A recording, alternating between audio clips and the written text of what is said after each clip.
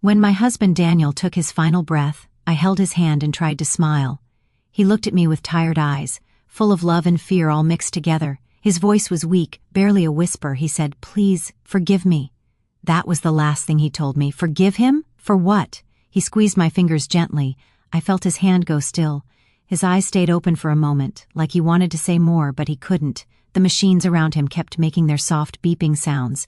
The nurse came in quietly. Someone touched my shoulder, and I just sat there. I stared at him. My husband, my partner for 43 years, gone. The hospital room felt too white, too clean, too quiet for a moment like this. And that sentence kept echoing in my mind. Please forgive me. Everyone told me I had been a devoted wife. Everyone said he loved me deeply. Everyone believed we had the kind of marriage people dream of. So what was there to forgive? That question followed me home, like a shadow I could not walk away from. I sat in the living room, our living room, the one he insisted on changing last summer. He said we needed new curtains. He said the old ones were too dark. Now everything felt too bright, too exposed. I looked at his empty chair, the one he always sat in while reading the newspaper. I tried to picture him there again, smiling lightly, nodding along to the news, humming the same old tune he always hummed. But now the room was silent. I poured myself some water. I did not drink it. The house, our home, it suddenly felt too big for one person. Later that night I walked into our bedroom. His shoes were still under the bed. His jacket hung on the chair. His glasses rested on the nightstand. I sat on the edge of the bed, holding onto a pillow like it was a lifeline, and I said the words out loud for the first time. "Forgive you for what, Daniel?" There was no answer, only the soft sound of the clock ticking. Every tick felt like a reminder that time was still moving, even though part of my world had stopped. I did not sleep. I waited for something, maybe a sign, maybe a memory, maybe the truth. The next morning I made coffee for two, out of habit. When I realized, I stared at the extra cup until the steam faded away. Then the phone rang. It was the hospital. They said I could come pick up his belongings whenever I was ready. I wasn't ready, but I went anyway. The drive felt endless. The radio played songs I couldn't listen to. I turned it off. At the hospital, a kind nurse handed me a small box. Just a few personal things. His watch, his wedding ring, his wallet, a folded piece of paper. That paper. That was the beginning of the truth I never expected. Back home, I placed the box on the dining table. I took out his watch first. It was still warm from the sun. I held it to my chest and closed my eyes. Then I saw the folded paper again. It was tucked into his wallet, his handwriting on the front. "To my dear wife, read when the time is right." My hands shook. I could feel my heart beating inside my throat. Was this what he wanted forgiveness for? I sat down. I stared at the letter for a long time, too afraid to open it, too afraid not to. Finally, I took a deep breath. I unfolded the paper slowly, afraid it might tear from age or from the weight of the words he left behind. There were only a few sentences written inside, simple words. But when I read them, everything changed, and that is how the final chapter of our marriage truly began. Not with his passing, but with his secret, a secret he kept until his last breath. His last words still echo in my mind. "Please forgive me." I did not know then, but what he asked for would tear open old memories. It would make me question everything I believed about our life together, about our love, about myself. This is the story of the truth he left behind, and the forgiveness I never expected to face. I did not read that letter again right away, after I first opened it. I folded it back very carefully, like it might break if I touched it too long. Then I placed it back inside the box, almost pretending it did not exist. I told myself I needed time. Time to breathe, time to cry without falling apart completely. Grief is strange like that. Some moments the sadness comes quietly and just sits beside you. Other times it rushes in like a storm you cannot outrun. I was in both of those storms that week. The funeral happened quickly. The house was full of voices, but none of them felt like they were speaking to me. People hugged me. People said kind things. People said he was a good man. People said we were lucky to have had so many years together. I nodded. I smiled politely. But inside I was stuck on a single question. What do I need to forgive? I tried to push that thought away. People were grieving with me. They loved Daniel too. He was a friend, a brother, a mentor. He had touched so many lives. But still, I kept seeing his eyes in those last few seconds, full of something heavy, full of something he never wanted to say out loud. After everyone left, silence returned, real silence, the kind that feels like a weight on your chest. I made tea. The cup shook slightly in my hands. I sat by the window, watching the evening sky turn from blue to gray. I thought about our life together, the day we met, the home we built, the future we lost. And slowly, I let myself remember everything. From the beginning, we met when I was 21. I had just started working at a small bakery in town. He used to come in every morning, always asking for the same thing: a cinnamon roll and a black coffee. He smiled every time he ordered, that soft, gentle smile that made you feel safe. It took almost 3 weeks before he asked for my name. I remember wiping flour off my hands, nervous for no real reason, and saying, "I'm Eleanor, but everyone just calls me Ellie." His eyes lit up as if that name meant something special to him. "I like Ellie," he said. Then he walked away with his coffee, smiling like he knew we would meet again tomorrow, and we did every day. He was respectful, thoughtful. He asked about my dreams. He listened when I spoke, even when I stumbled through my words. One morning he placed a small envelope on the counter. Inside was a ticket to the town fair and a note that said, "If you are free, maybe we can watch the fireworks together?" I did not hesitate. I said yes. That night, our first date, he held my hand when the fireworks lit up the sky. His hand was warm and steady. I remember thinking, maybe this is what it feels like to find home in a person. We married 2 years later, a simple wedding, nothing fancy, just love, laughter, family, and a small cake from the bakery where we met. Daniel was a calm husband. He believed in gentle mornings and long conversations. He worked as a clerk at the local post office at first, and later as an accountant for a small company in the city. We were not rich, we did not travel much, but we had peace, we had each other, or at least, I thought we did. We tried to have children for the first few years. Each month, I waited with hope. Each month, disappointment visited us quietly. Doctors said everything was fine. Maybe we just needed time. Years passed. Hope faded. I cried alone many nights, wondering why my heart could hold so much love with nowhere to place it. Daniel held me each time and whispered, "You are enough, we are enough." Eventually, I believed him. We found joy in the small things, planting roses in the garden, hosting neighbors for tea, reading together in the evenings. Our life was simple, maybe even ordinary, but it was ours. Then we found her, or maybe she found us. A young woman from church, only 18, scared, pregnant, alone. Her parents wanted nothing to do with her. Her boyfriend had already disappeared. Daniel and I looked at her and saw a lost child. We could not walk away. We offered comfort first, food, a place to stay, someone to talk to. Her name was Lily. She gave birth to a little boy, a fragile, beautiful baby with big brown eyes. She held him close for a few days. Then she looked at us with trembling lips and said, "Can you be his parents? Can you give him a life I can't?" We hesitated, not because we didn't want him, but because we did. Daniel squeezed my hand and nodded, and in that moment, our hearts finally had a child to love. We named him Michael. Michael grew up kind and curious. He loved climbing trees. He loved cars and airplanes. He called me Mom before he could say anything else clearly. I thought my heart might burst every time he smiled at me. Every milestone felt like a blessing. His first step, his first word, his first day of school. We told him the truth when he was old enough to understand. That he was chosen, that he was loved before he was even born. He hugged us and said, "You will always be my mom and dad," and we believed that would never change. But family stories are never as simple as they begin. Life always has a way of adding chapters we never expect. When Michael turned 18, he asked about Lily more often. He wanted to meet her. He wanted to know who he came from. We supported him. We understood. We had promised honesty no matter how hard. Lily was doing well by then. Married, 2 daughters, a stable life. Their reunion was emotional, beautiful, but quietly frightening. Because something changed after that, Michael started to pull away. Not suddenly, not with anger, just distance. He came home less often. He talked less. He laughed less. One evening, Daniel tried to speak to him. "Son, is everything all right?"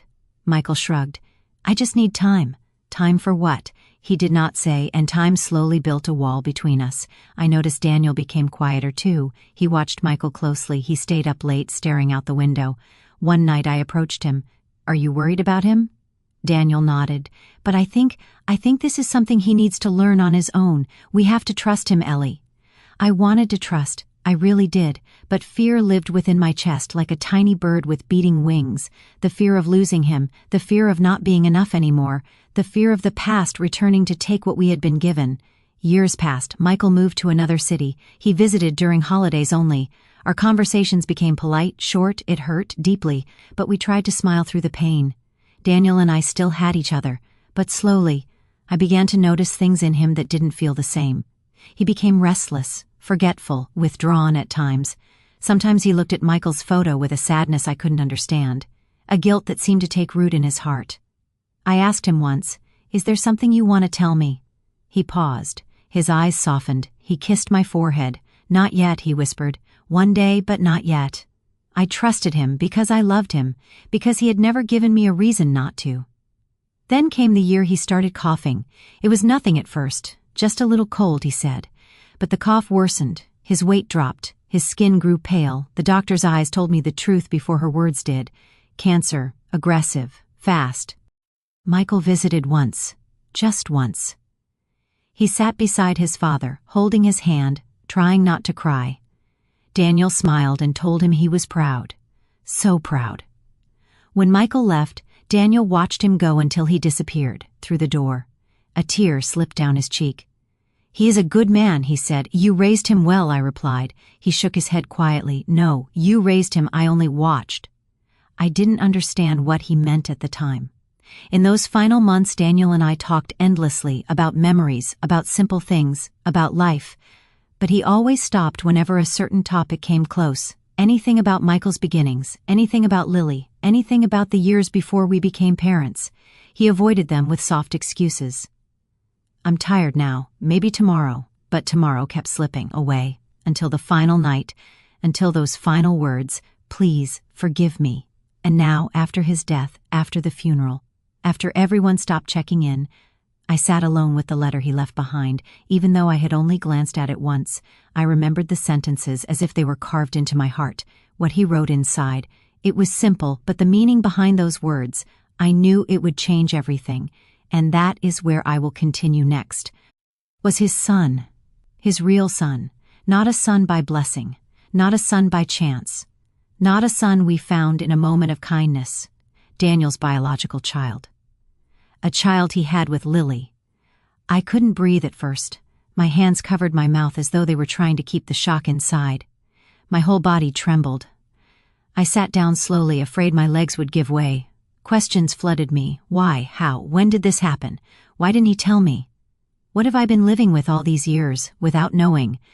Our entire life together suddenly felt like a puzzle with missing pieces. Pieces Daniel had kept hidden. The letter continued.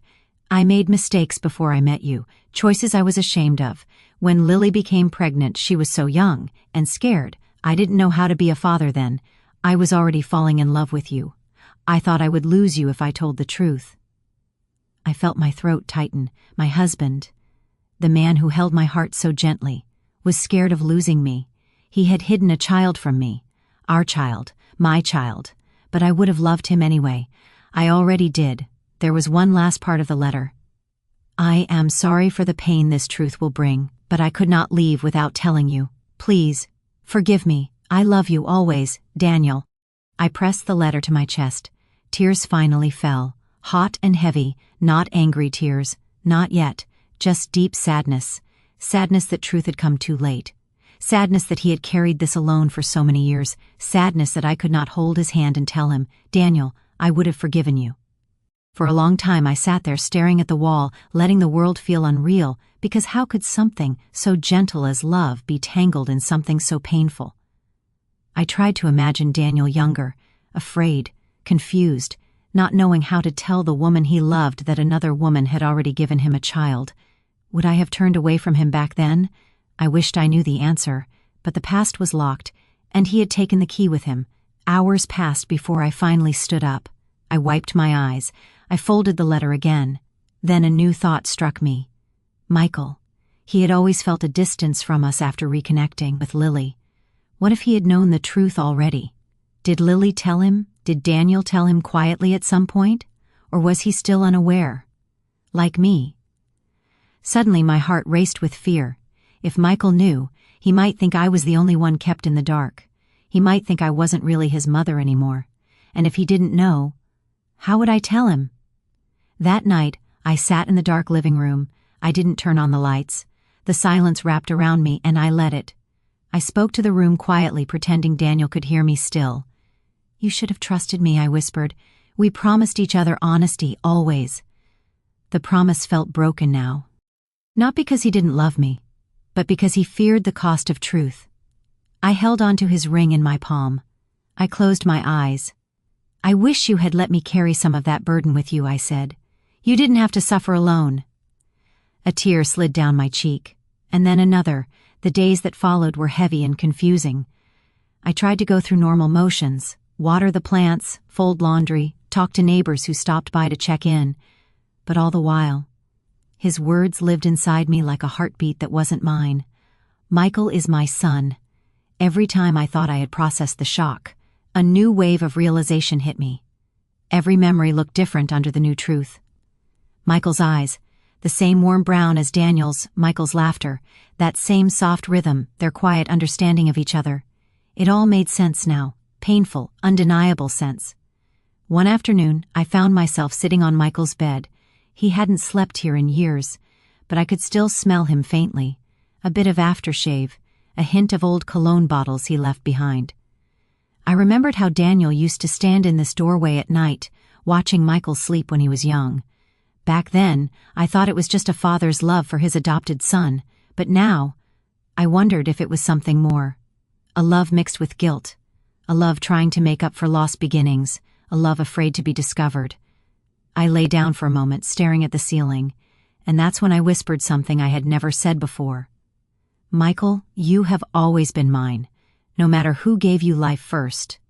But as soon as I said the words, my heart answered with another. Does he feel the same way? I did not know, and that uncertainty felt colder than the truth itself. To find peace, I needed answers, even if answers would hurt. Lily, she might know everything, or she might know nothing. Either way, I needed to speak to her.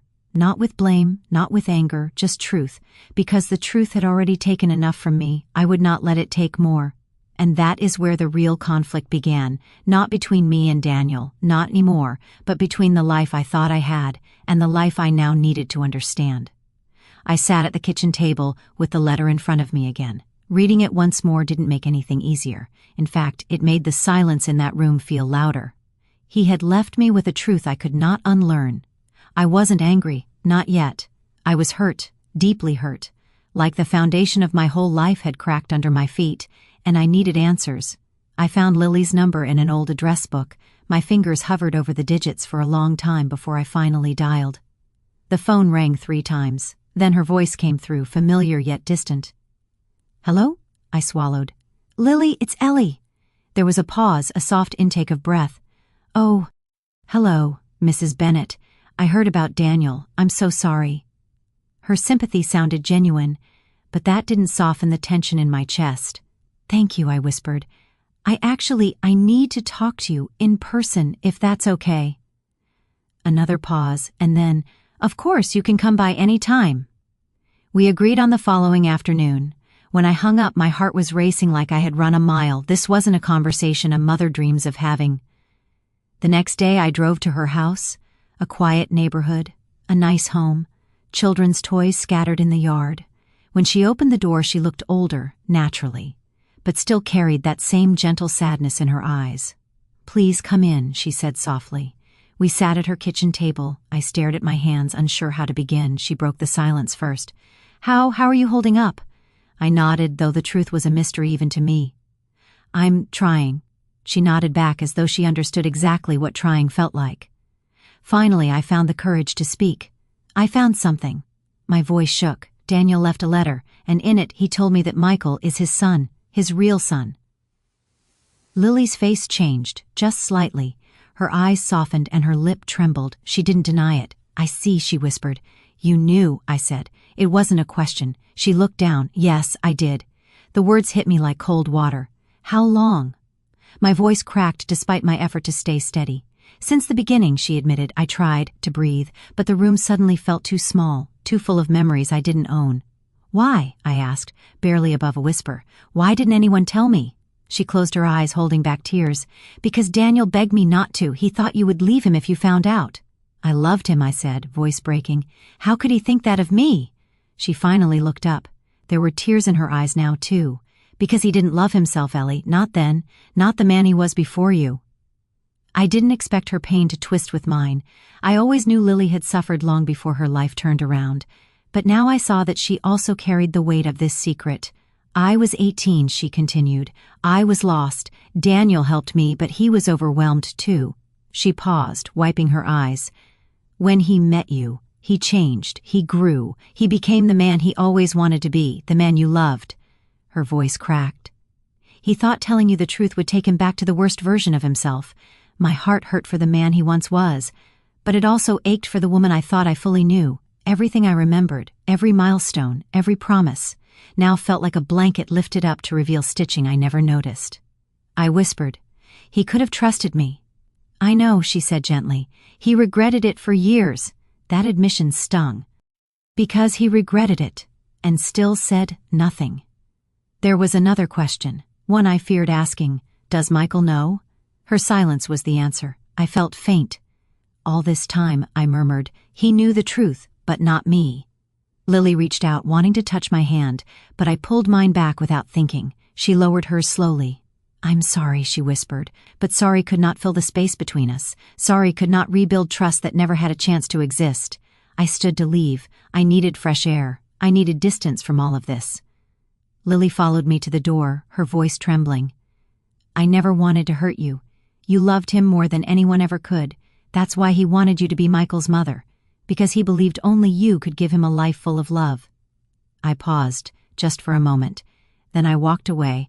Driving home, my thoughts were loud inside my head. Michael knew. Daniel knew.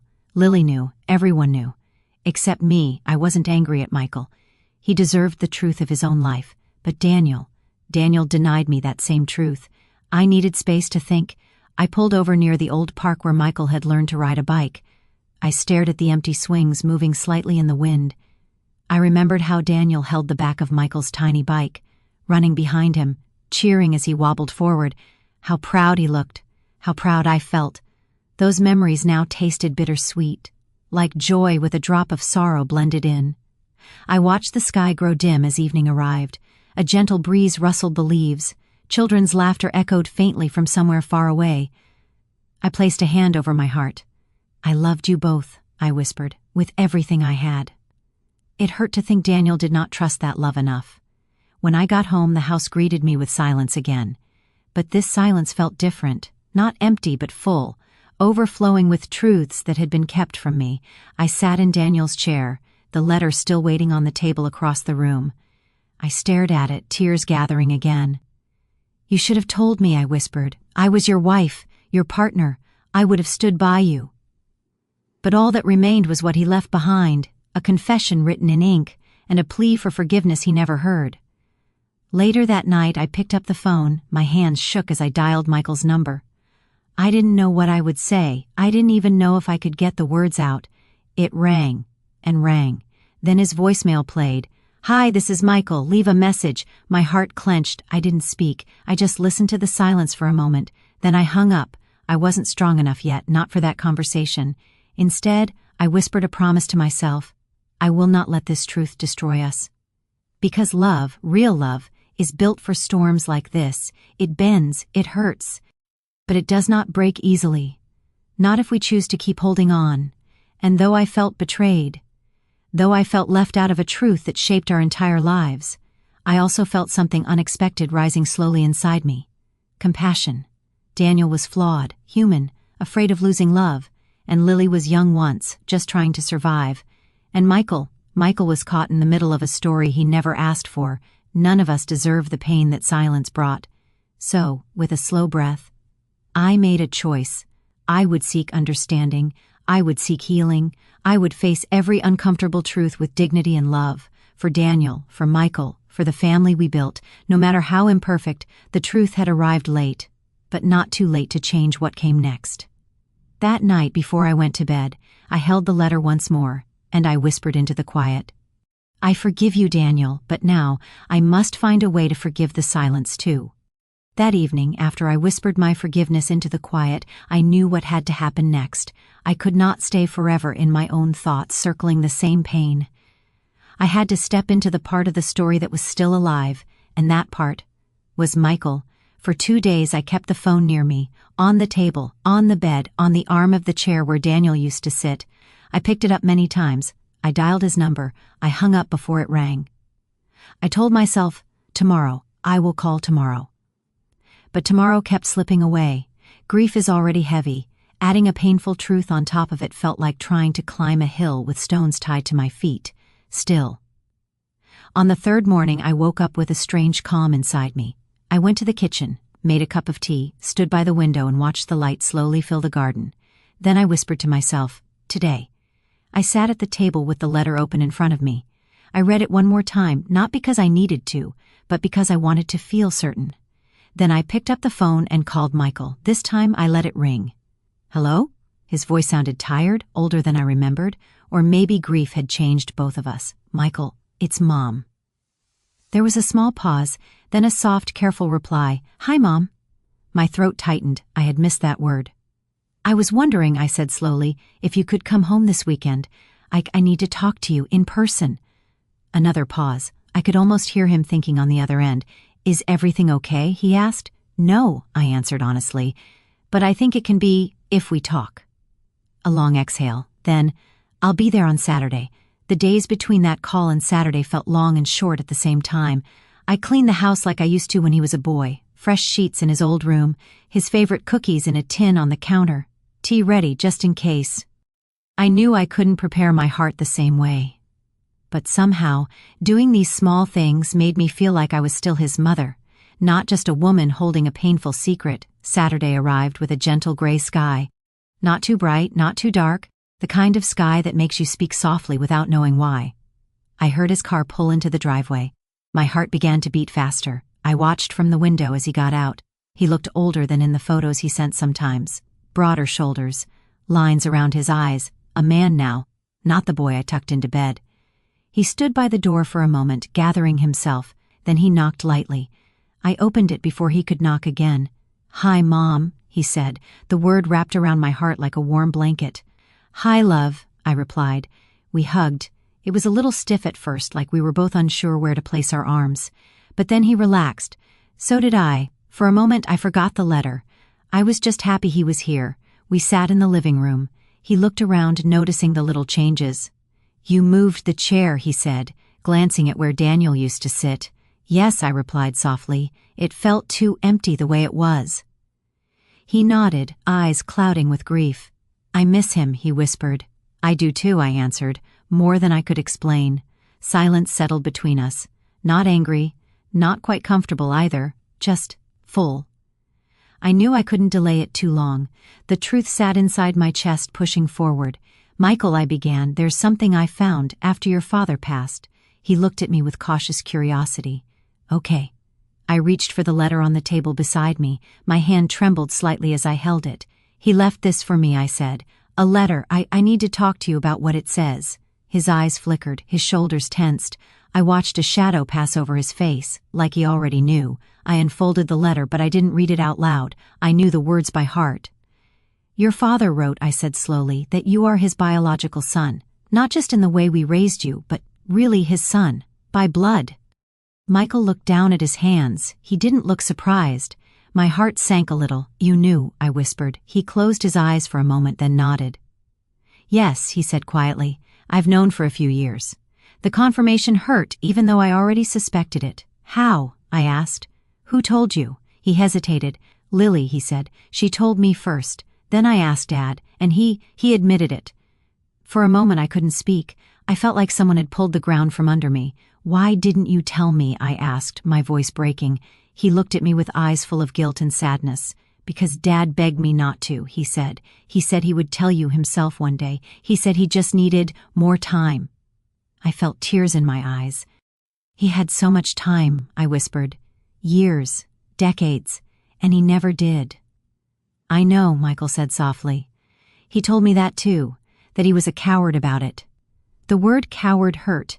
It didn't fit with the man I knew, the man who was gentle and steady and strong in his own quiet way. But maybe even the kindest people are afraid of their own pasts. I didn't want to lie to you, Michael continued. I felt wrong every time I saw you, knowing there was something so big you didn't know, but you looked so happy all those years. I thought maybe it didn't matter anymore. He wiped his eyes with the back of his hand. And then when I finally learned the truth, I was angry, not at you, never at you, just confused about who I was, about who Dad was to me. He swallowed hard, so I pulled away, not because I stopped loving you, but because I didn't know how to love you and hold all that truth inside at the same time. I listened. Every word felt like it rubbed against a tender place inside my chest, painful but also somehow honest. I wish you had talked to me, I said, voice trembling. I wish either of you had trusted me enough. He looked up then. His eyes were shining. I did trust you, Mom, he said. That was the problem. I trusted you so much that I was afraid of hurting you. His voice cracked on the word hurting. I didn't want to be the one to break your heart. Hearing that, something inside me softened. The distance I had felt from him all those years, the unanswered questions, the short visits, they weren't the result of a lack of love. They were the result of too much of it, a love that didn't know where to go, trapped between loyalty to the truth and loyalty to the people who raised him. I took a slow breath. Michael, I said gently, you could never break my heart, not by telling me the truth. The silence hurt more than anything ever could. A tear rolled down his cheek. I'm sorry, Mom, he whispered. I know, I said, and I'm sorry too, for not noticing how heavy this was for you. We sat in silence for a moment. Outside, a car passed by. The clock in the hallway ticked softly. A bird chirped once near the window. Life went on, even inside a house full of broken pieces. Tell me, I said quietly, how did you feel when you first found out? He leaned back, staring at the ceiling for a moment as he collected his thoughts. At first, he said, I was angry with Lily. I thought, why now? Why tell me after all these years? She said she didn't want to lie to me anymore, that I deserved to know who my father was. He paused. And then I was angry with Dad. I felt like he had watched me my whole life, knowing I was his son but still letting me believe he had no part in how I came into this world. His voice softened. But then, I looked back and realized how he loved me. How he showed up at every school event. How he stayed up late helping me with homework. How proud he looked when I got my first job. I realized he had been a father all along. He smiled sadly. And then I felt guilty. Guilty for being angry at him. Guilty for doubting him. Guilty for keeping the truth from you. I listened, my heart aching for the boy he once was, and the man he had become. You were just trying to make sense of your life, I said softly. That's a heavy thing to carry alone. He wiped his nose with a small embarrassed laugh. I'm not good at alone, Mom, you know that. I've always needed you. Even when I pulled away, I still needed you. Those words slipped into the cracks of my heart like warm light. I reached across the space between us and took his hand. I need you too, I said, more than you know. He squeezed my hand, holding on like a child again just for a moment. Do you... He hesitated, trembling slightly. Do you feel different about me now, knowing I'm his by blood? I looked at him, at his eyes, at the familiar lines of his face, at the boy I had kissed goodnight 1,000 times, at the man sitting in front of me. No, I said, voice steady. I don't feel different, because I already knew you were his in the ways that mattered, and you were mine long before I knew anything about letters or secrets. I pulled his hand closer. You are my son. That has never changed. It will never change.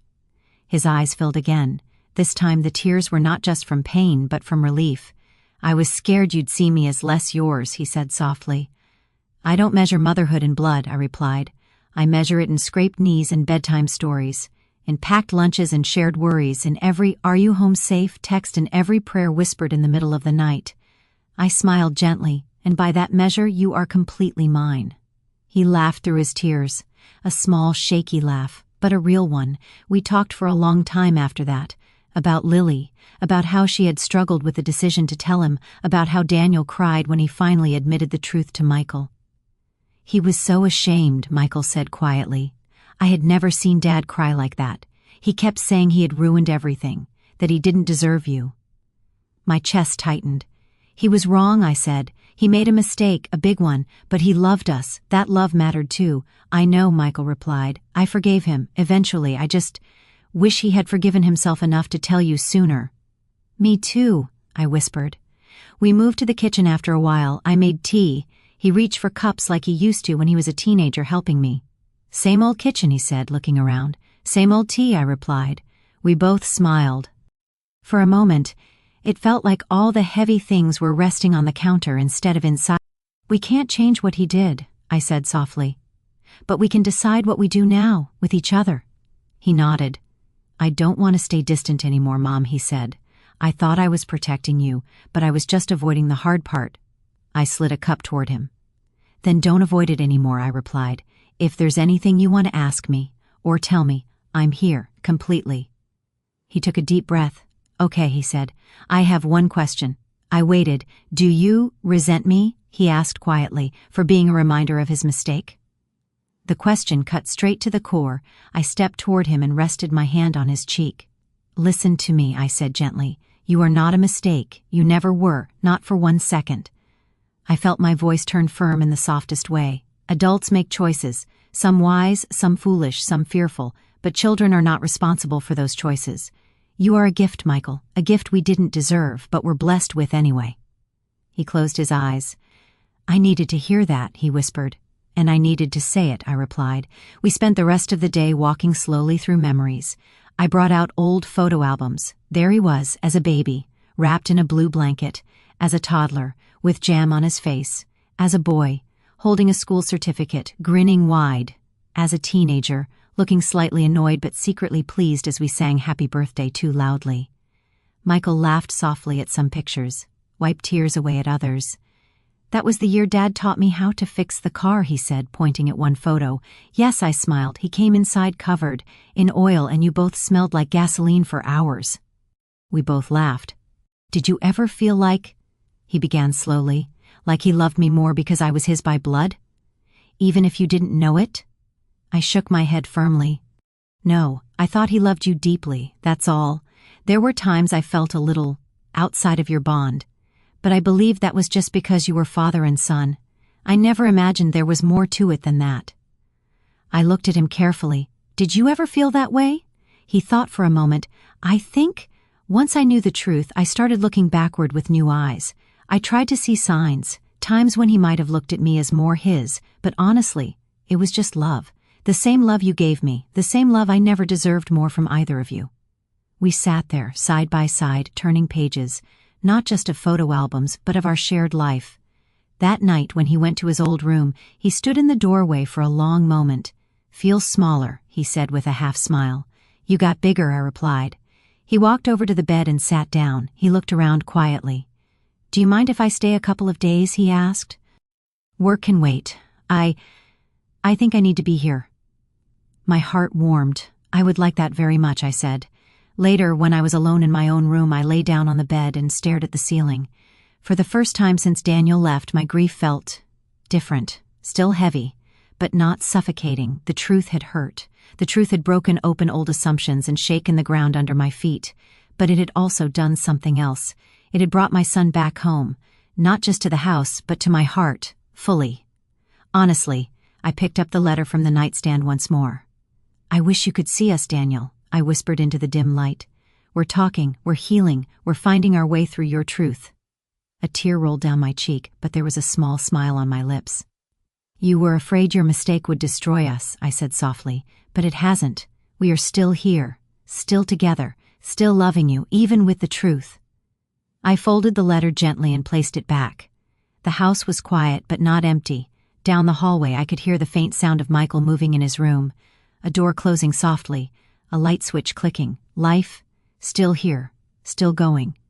And in that quiet, I felt something new settle in my heart. Not just grief, not just pain, but the beginning of peace. Michael stayed for 2 nights. The house felt alive again. in a quiet way but still alive. We cooked simple meals together, walked in the garden, talked about small memories and big ones too, but one topic remained untouched. Daniel. We mentioned him here and there, but neither of us leaned into the deeper part, the part that still stung with truth. On the third morning, over coffee that tasted a little more comforting than the last 2 days, Michael looked up suddenly. "Mom," he said gently, "can we visit Dad today?" My heart tightened, but not with fear, with readiness. "Yes," I said. "I think we should." The cemetery was quiet. A soft breeze carried the smell of fresh grass and distant flowers. We brought white lilies. Daniel always said they looked peaceful. As we walked, Michael's hand brushed mine. He didn't take it fully, but the small gesture meant everything. We found Daniel's name carved into clean stone. Daniel Bennett. Beloved husband and father. Always in our hearts. Michael knelt first. His shoulders curled in as if he was trying to shield himself from pain. Or maybe from guilt. I stood behind him, letting him have that moment. He wiped a finger over the engraved letters. "Hi, Dad," he whispered. My eyes filled. After a long silence, he spoke again, voice shaking. "I'm sorry I pulled away," he said. "I'm sorry I left when you needed me here."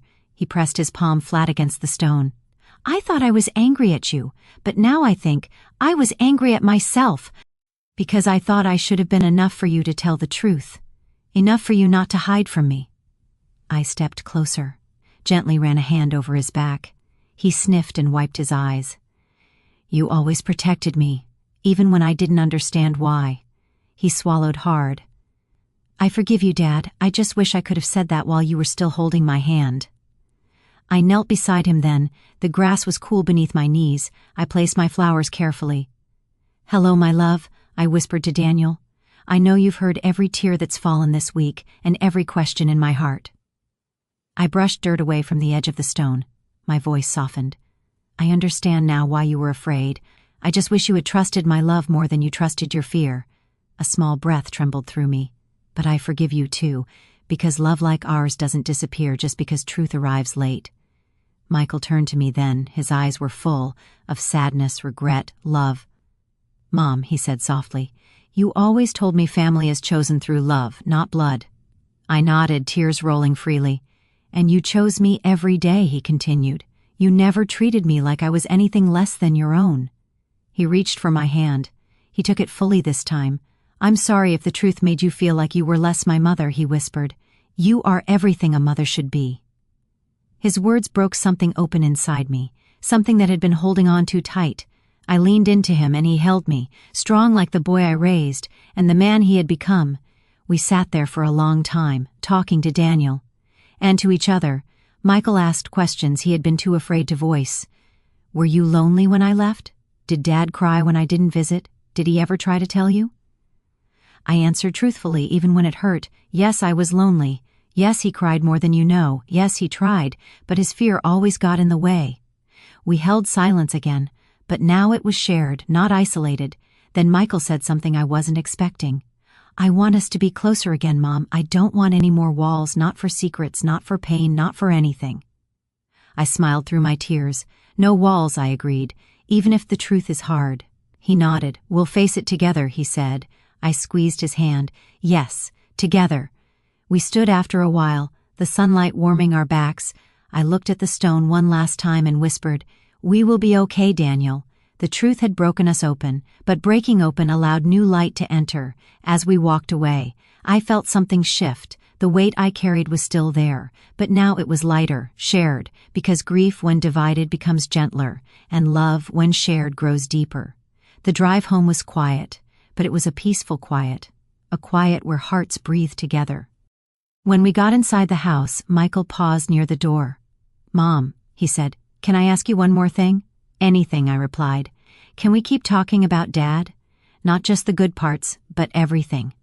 I want to know the pieces I missed." I reached up and gently touched his cheek. "We will," I promised, "as much as you want." He smiled, small but real. "Thank you for waiting for me," he said. "I was always here," I whispered, "just hoping you'd come home." That night, Michael stayed up late in the living room, going through old albums again. I watched him quietly from the hallway, not wanting to disturb the fragile peace newly forming for the first time since Daniel left. I didn't feel alone. There was still a long path ahead, conversations to have, memories to revisit, emotions to mend. But for now, love was beginning to stitch the tears in our hearts together. That night, after Michael fell asleep, I walked slowly into the living room one more time. The photo albums were still spread across the table, open to pages full of memories. I sat down carefully, touching a picture of Michael on the first day of school, missing front tooth, backpack a little too big for his frame. I remembered how Daniel kissed the top of his head that morning and whispered, "Show the world who you are." Even then, he was trying to make up for the beginning he couldn't change. I closed the album softly and placed my hand over my heart. "I will take care of our boy," I whispered to the quiet room, just like I always have. It was not a promise made out of responsibility. It was made out of love. The next morning, I woke before the sun. Michael was still asleep, so I took a quiet moment on the porch with a cup of tea. The sky was a soft pink, a gentle reminder that every day begins again, no matter how the night felt. I breathed the cool morning air. I let peace settle into my chest, one slow breath at a time. I was hurt, but I was not broken. I was grieving, but I was not lost. I had loved deeply for years, and love like that builds a kind of strength that doesn't fade when truth arrives late. When Michael woke up, we shared a simple breakfast, pancakes, his favorite when he was a boy. He smiled when he saw the plate. "You remember," he said lightly. "I never forget what my child loves," I replied. The word child made his eyes soften. "I like hearing you call me that," he said quietly. "You will always be my child, Michael, even if you grow taller than me, even if your heart outgrows this house." He smiled, the kind of smile that heals something, even if only a small piece at a time. Later that afternoon, he and I sat in the backyard, under the old oak tree that Daniel planted. The year Michael came home to us, the leaves rustled softly above our heads, like whispers of the past. Blending into the present, Michael picked at the grass a little, searching for courage. "Mom," he said, "can I ask you something real?" "Of course," I replied. Turning toward him fully, he looked up, eyes uncertain. "Are you angry with Dad for not telling you sooner?" The wind paused, just for a moment. I took a slow breath. I admitted. "But anger isn't where love ends, it's where understanding begins." He watched me closely. "I was hurt, deeply," I continued. "But when I look at everything he gave us, every year we shared, every sacrifice he made quietly, I know that love guided him more than fear did. Fear just spoke louder sometimes." I rested my hand on Michael's shoulder. "Your father was not perfect, but he was mine, and I loved him through his flaws, not in spite of them." Michael's eyes filled again. "How do you do that?" he whispered. "How do you stay so calm, so strong?" I smiled, though it was a sad smile. "I'm not always strong, but love teaches you how to stand up, even when everything inside you wants to fall apart." I looked toward the garden.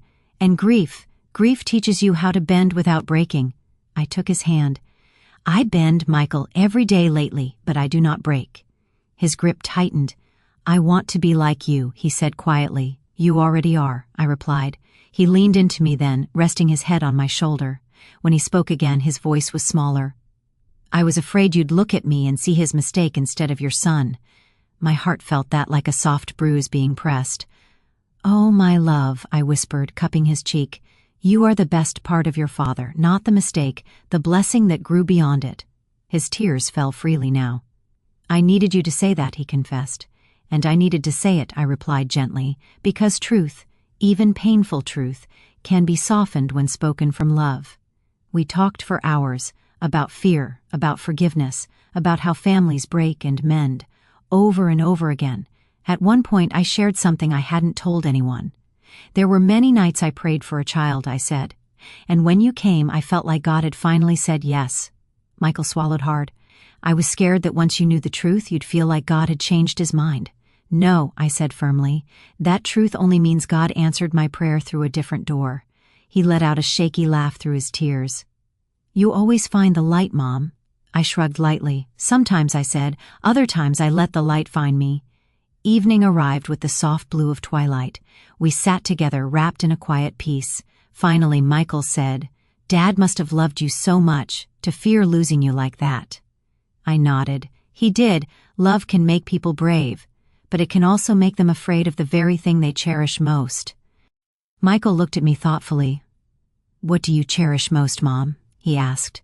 I smiled. "You," I answered. He leaned in and hugged me tight, and I held him even tighter, because letting go has become too familiar lately, and holding on feels like healing. That night, as I lay in bed, I realized something important. I wasn't just surviving grief. I was learning how to lead myself, and my son, out of the deep places where pain hides, not by fighting the truth, and not by drowning in it, but by living alongside it, with strength, and gentleness, and love. And in that quiet room, I whispered one more thing to Daniel. "I am still your wife, I am still his mother, and I am strong enough for both of us." The days after our visit to the cemetery felt different, not lighter, but quieter inside my heart. The storm was still there, but it had moved farther away. I could hear it, I could feel it, but it was no longer right above my head. Michael stayed one more night after we went to see his father. We didn't talk about anything heavy that evening. We watched an old movie instead. One Daniel used to love. At one point, the main character made a small joke Daniel always laughed at. Almost on cue, Michael and I both turned toward the empty chair. As if expecting to see him there smiling, we caught each other doing the same thing, and shared a soft, knowing look. "He would have laughed," Michael said. "He is probably laughing now," I replied. We did not say anything after that, but the silence that followed was warm, not empty. The next morning, Michael packed his small bag to go back to the city. I stood by the doorway as he tied his shoes, watching him like I used to do when he was a boy getting ready for school. "You don't have to leave today," I said gently. "There's always a spare pillow for you here." He smiled and straightened up. "I know, Mom," he said, "and I'll be back soon. More often now, I promise." He stepped closer and took my hands. "I'm not going to disappear again," he added quietly. "I was running from something I didn't know how to face, but now we're facing it together." I nodded, feeling tears form, but they were soft ones this time. "I will hold you to that promise," I whispered. He pulled me into a hug, a strong, steady hug. "I love you, Mom," he said into my shoulder. "I love you too, my son," I replied, and I meant every word with my whole heart. After I watched his car disappear down the street, the house returned to its usual stillness. For the first time, I did not feel abandoned in the quiet. I felt trusted. Michael had left, but not to escape. He left knowing I understood him, and knowing he understood me, that was new, that was healing. I walked back inside and closed the door gently. The living room waited for me. Daniel's chair sat where I had moved it last, a little to the side, facing the window as if still watching the garden.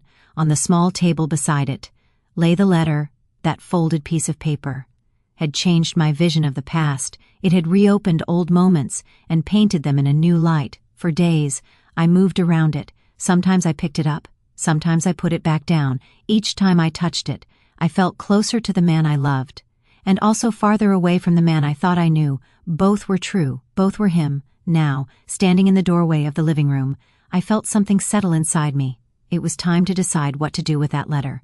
I walked slowly to the table and sat in his chair. For a moment, I just closed my eyes and let myself imagine his warmth still there. I could almost feel his weight beside me, hear the rustle of his newspaper, smell the faint hint of aftershave on his collar. I opened my eyes and picked up the letter. I unfolded it again and read it one last time. "Ellie, if you are reading this, it means I could not tell you myself." His handwriting shook in some places, as if his hand had trembled while he wrote. By the time I reached the end, "Please forgive me." There were tears in my eyes, but my breathing was steady. I read his words slowly, letting each one rest in my heart, then letting each one go. I spoke out loud, my voice calm and clear. "Daniel," I said, "I have read your truth. I have felt the hurt of it, and I have felt the love behind it too." I paused, feeling the weight of the moment. "You were wrong to hide this from me," I continued softly, "but you were not wrong to love our son. You were not wrong to want a better life than your past. You were not wrong to be afraid. You were only human." My fingers smoothed the edges of the paper. "I forgive you," I whispered, "with my whole heart, not because I forget what you did, but because I remember who you were to me every single day of our life together." A gentle peace washed over me. "I forgive you," I repeated, "and now I forgive myself too, for not seeing that you were carrying this weight alone, for thinking I could have fixed it, if only I had known." I leaned back in the chair.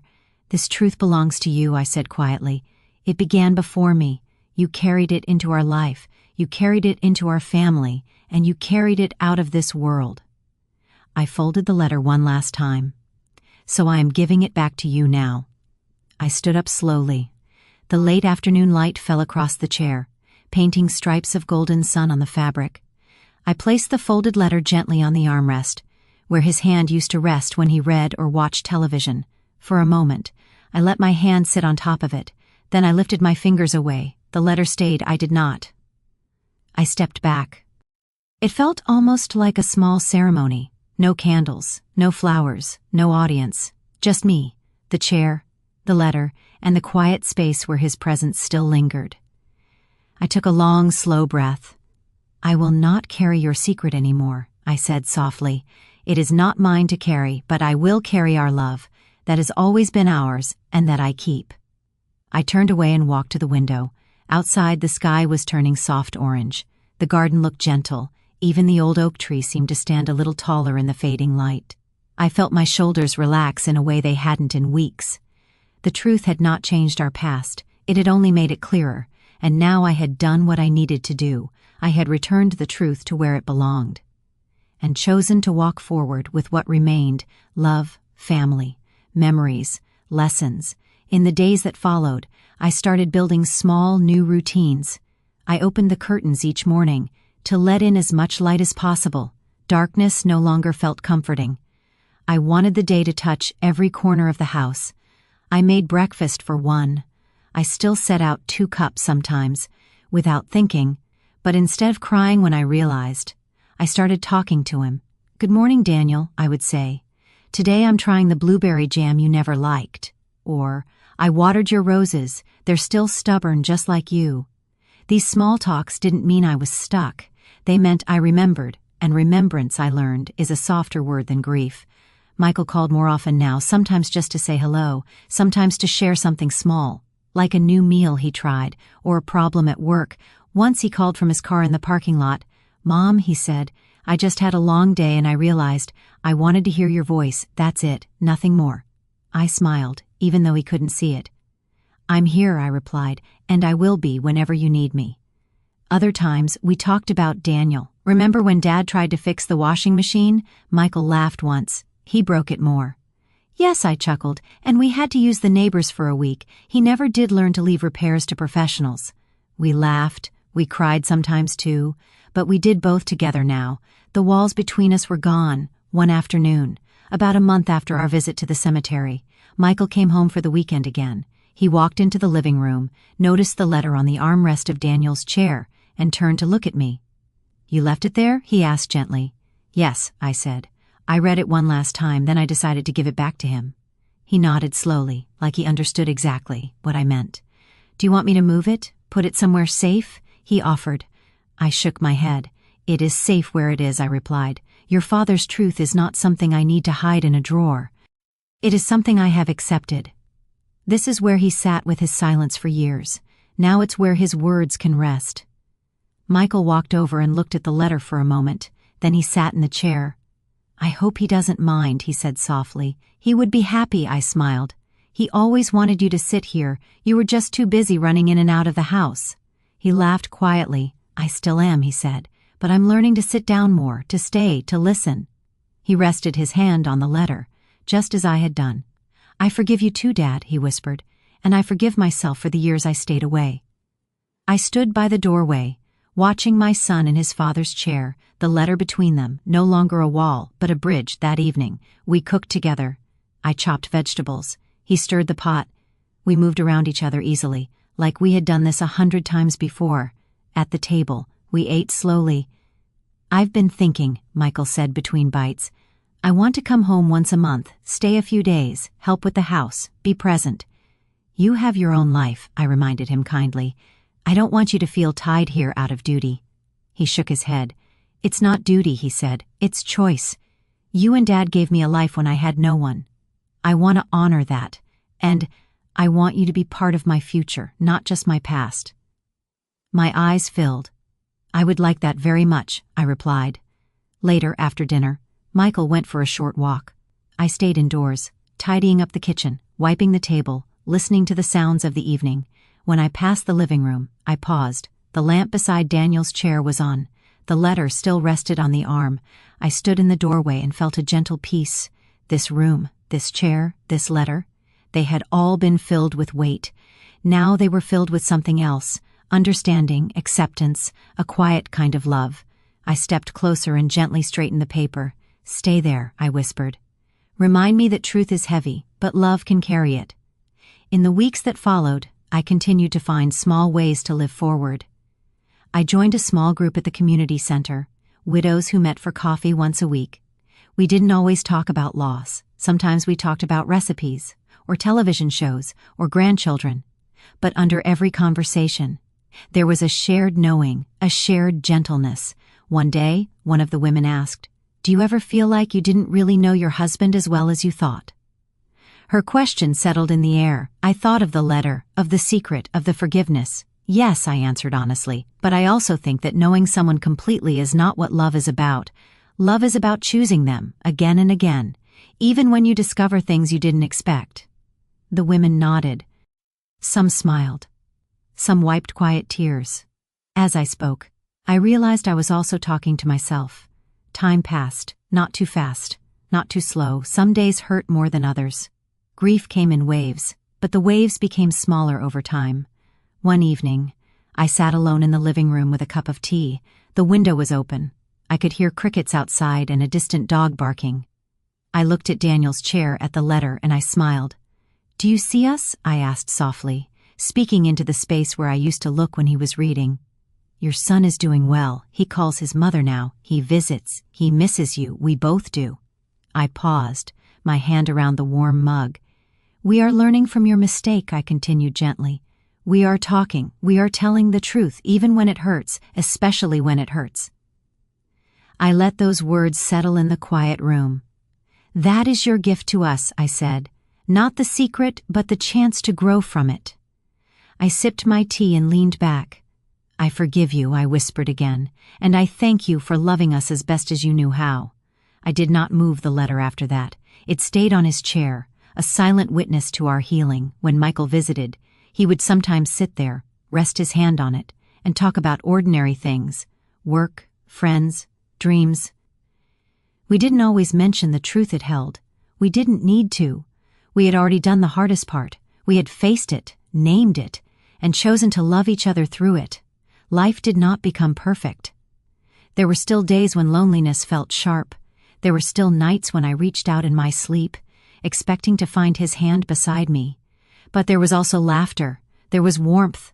There was the soft sound of my son's footsteps on the porch. Every time he came home, and with every visit, with every phone call, with every shared memory at the table, I felt something grow stronger inside me. Not denial, not bitterness, but a quiet strength, the kind that comes from walking through pain, without closing your heart. The truth my husband left behind had once felt like a crack in everything I believed, but as time went on, I realized something important. A crack is not only a sign of damage, it is also a place where light can enter, and in that light, I began to see not only what was broken, but also what still held us together. Love, always love, even when it is clumsy, even when it is afraid, even when it arrives with secrets attached. Love is still there, waiting to be chosen, one more time, and I chose it for Daniel, for Michael, for myself, and quietly, for the life that continued on. After his last words, "Please forgive me," I did, and I am still choosing that forgiveness, every single day. Not the silence of confusion, not the silence of fear, but the silence of peace, the kind that lets the heart breathe again. I feel that silence now. I wake up each morning and open the curtains, letting the sun touch the floors where shadows once lingered too long. I make tea, I water the garden, and sometimes I sit in Daniel's chair, not to dwell in the past, but to be grateful for the years we had. The letter still rests where I left it. I don't avoid looking at it anymore. It is no longer a reminder of pain, but a reminder of love that tried, even when it stumbled, a reminder that humans can love deeply and still make mistakes just as deep. Michael visits often. He doesn't knock when he arrives. He walks in like he belongs here. Because he does, we laugh more now. We cry sometimes too. But the tears come from healing, not breaking. One evening, after dinner, Michael stayed a little longer in the living room. He rested his hand on the letter and said, "I think Dad would be proud of us." And I realized he was right. Not proud of the secret, not proud of the fear, but proud that we didn't let it define us, proud that love found a way to grow again. I speak to Daniel sometimes, not out loud every day, but in the quiet moments, between breathing in and breathing out. I tell him what Michael said at dinner. I tell him when a new neighbor moves in. I tell him when I plant new flowers in the garden. I tell him that I miss him, and that I'm learning to love life again, without feeling guilty for it, because love does not disappear when someone leaves this world. It simply changes its address. People often think love ends with sorrow. They think a difficult truth must ruin the memories that were once beautiful. But I've learned something different. The past can still stay warm, even when it becomes complicated. A mistake does not erase a lifetime of caring. A secret does not erase devotion. And truth, even painful truth, is a gift when it finally reaches the light. Forgiveness isn't about forgetting what happened. It's about remembering who we loved and choosing to carry love forward without letting the hurt weigh us down. Sometimes I sit outside at sunset and watch the colors stretch across the sky. Daniel used to love sunsets. He said they were proof that endings can still be beautiful. I didn't understand what he meant then. Now I do. Every sunset is a reminder that the day is allowed to end peacefully. Even if it wasn't perfect, life is the same way. This is what I've learned. Love is not measured in perfection, but in commitment. The truth can hurt, but silence hurts longer. Families are not built from blood alone. They are built from shared breakfasts, worried phone calls, and arms that never refuse a hug. We can forgive those we love, not because they deserve it every time, but because we deserve peace. And the heart, even when broken, can mend itself. By holding on to hope, if there is one message I want to give to anyone who has ever loved, it is this: do not let fear stop you from sharing your truth. Secrets grow heavy when carried alone. Let others hold the weight with you, because love is not about hiding what hurts. Love is about facing the hurt. Together, I still miss Daniel. I always will. But now when I think of him, I remember the laughter more than the silence. I remember the warmth more than the worry. I remember the lifetime we shared, not the secret he kept, and I am grateful. Grateful that he loved me enough to fear losing me. Grateful that Michael came into our lives, not by plan, but by grace. And grateful that truth arrived at last, even if it came with tears. The letter remains on his chair, a quiet symbol, not of what was lost, but of what survived: love, forgiveness, family. As night falls, I close the curtains and turn off the lights.